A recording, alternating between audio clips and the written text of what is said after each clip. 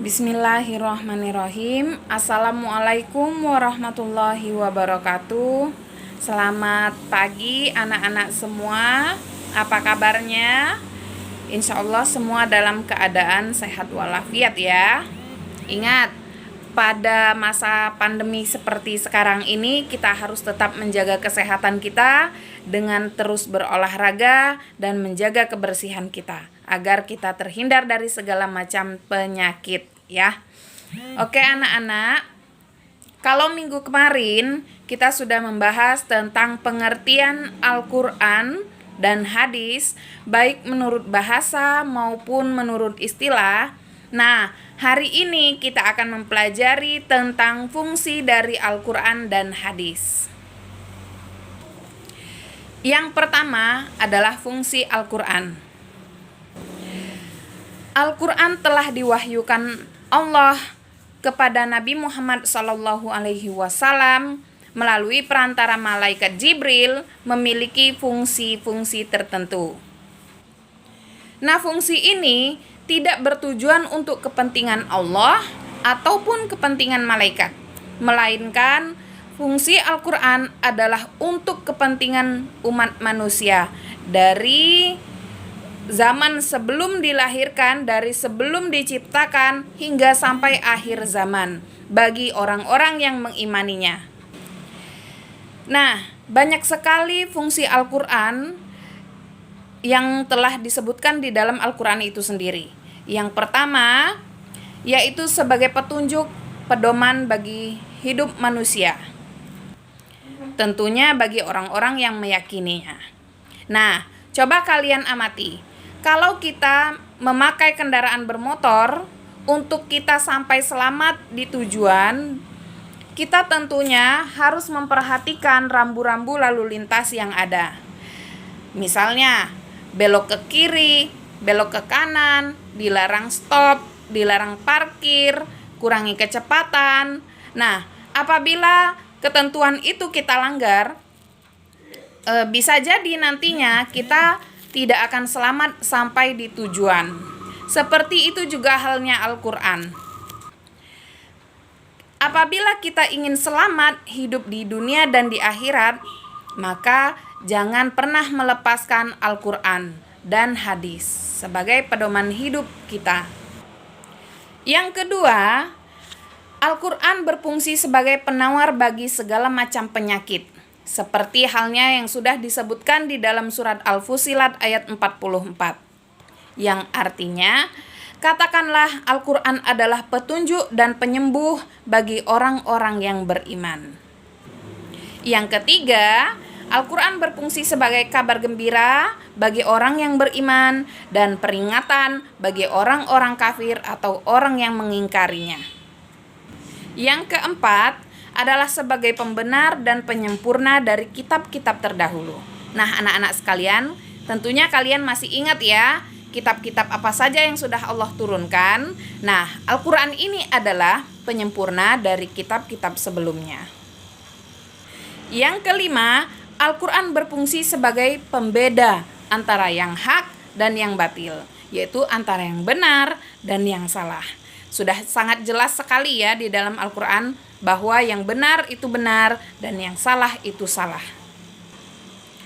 Dan yang terakhir, Al-Quran berfungsi sebagai penerang atau hidayah bagi orang-orang yang beriman. Seperti halnya yang dijelaskan di dalam surat Al-Imran ayat 138 yang artinya, inilah Al-Quran, suatu keterangan yang jelas untuk semua manusia dan menjadi petunjuk serta pelajaran bagi orang-orang yang bertakwa. Nah, itu adalah fungsi-fungsi dari Al-Quran. Selanjutnya, kita akan menyebutkan fungsi-fungsi dari hadis. Sebagaimana yang kita ketahui, pada minggu lalu kalian sudah mempelajari tentang pengertian hadis ya, yaitu apa saja yang berkaitan dengan Nabi Muhammad, baik itu ucapannya, perbuatannya, bahkan diamnya, itu adalah hadis. Nah, hadis ini tidak bisa dipisahkan dari Al-Quran, karena hadis adalah sumber hukum kedua setelah Al-Quran. Dan menurut Imam Asy-Syafi'i, bahwa hadis ini berfungsi sebagai bayan atau penjelasan dari ayat-ayat Al-Quran. Sehingga karena tidak bisa dipisahkan dari Al-Quran, maka fungsi hadis ini sangatlah penting. Adapun fungsi hadis, yang pertama adalah mengukuhkan hukum yang ada di dalam Al-Quran. Terus yang kedua, menafsirkan ayat-ayat Al-Quran yang bersifat global. Contohnya, ada perintah melaksanakan sholat dan zakat, itu terdapat di dalam ayat Al-Quran. Akan tetapi untuk bagaimana cara kita mengerjakan sholat, membayar zakat, tidak ada di dalam Al-Quran, dan ini ada di dalam hadis, ya. Misalnya pelaksanaan sholat, hadisnya laksanakan sholat sebagaimana engkau melihatku sholat. Yang ketiga, fungsi hadis adalah membatasi keumuman Al-Quran.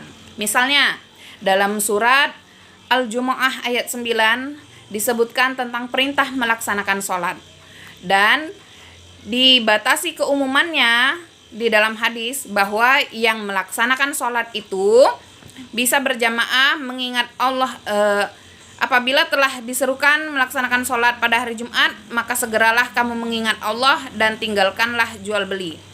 Yang demikian itu lebih baik bagimu jika kamu mengetahui. Al-Quran surat Al-Jumu'ah ayat 9. Karena itu masih bersifat umum, maka dikhususkan oleh hadis. Diterangkan oleh hadis bahwa sholat Jumat adalah hak yang wajib bagi setiap muslim dengan berjamaah kecuali bagi 4 orang, yaitu budak yang dimiliki, wanita, anak-anak, dan orang yang sedang sakit, ya.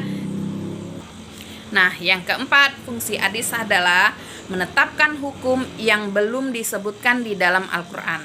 Contohnya dalam perkara ini yaitu hadis tentang keharaman binatang buas. Oke anak-anak, sampai di sini penjelasan dari Ibu. Apabila masih ada yang belum jelas, boleh kalian tuliskan, kemudian kalian kirimkan ke grup WhatsApp kita. Ya, jangan lupa untuk komentar dulu di bawah, tuliskan nama kalian, kelas kalian, dan asal sekolah. Ya, jangan lupa juga untuk like dan subscribe channel YouTube ini, karena materi-materi selanjutnya akan Ibu bagikan di channel YouTube Ibu. Terima kasih perhatiannya. Ibu akhiri. Wassalamualaikum warahmatullahi wabarakatuh.